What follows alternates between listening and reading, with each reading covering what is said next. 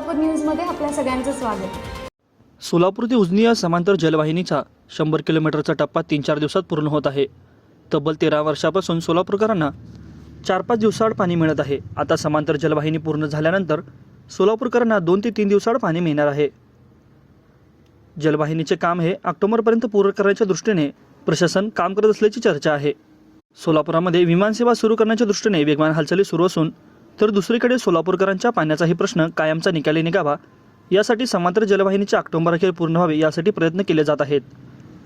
ऑक्टोबरनंतर सोलापूरकरांना 2 दिवसाआड पाणी मिळावे यासाठी सत्ताधाऱ्यांचे प्रयत्न सुरू असून त्यासाठी वरवडे, टेंभुर्णी, उजनी या धरणांजवळील आडेगाव व हिवरे या गावाजवळील अडथळे दूर करण्यासाठी राज्यस्तरावरून प्रयत्न सुरू आहेत।